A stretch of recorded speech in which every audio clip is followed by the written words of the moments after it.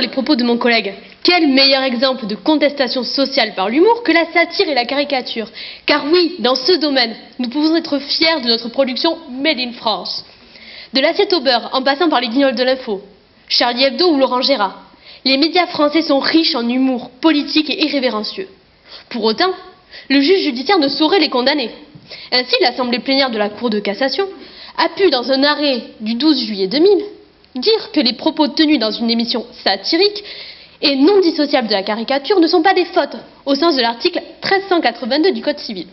Pour les non-juristes, droit commun de la responsabilité.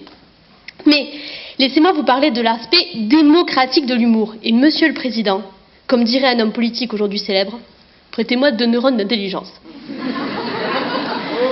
Selon Freud, l'humour s'inscrit dans les mécanismes de défense de l'homme contre la souffrance. Toute cette satire n'est donc pas gratuite, elle participe de l'idée même de la démocratie. Par ailleurs, le Conseil constitutionnel ne disait-il pas dans sa décision du 11 octobre 1984 que la liberté d'expression est, je cite, une liberté fondamentale, d'autant plus précieuse que son exercice est l'une des garanties essentielles du respect des autres droits et libertés de la souveraineté nationale.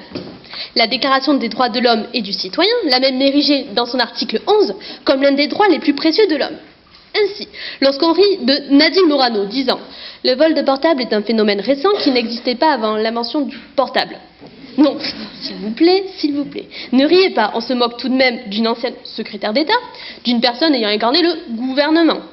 Mais en même temps, n'est-ce pas là une façon comme une autre d'exprimer sa liberté d'opposition politique en soulevant les incohérences de la majorité alors en place? Dans un autre registre, lorsque l'on se moque de 2 footballeurs dont nous tairons ici le nom, ayant dit « le football c'est comme les échecs, seulement il n'y a pas de dés », ou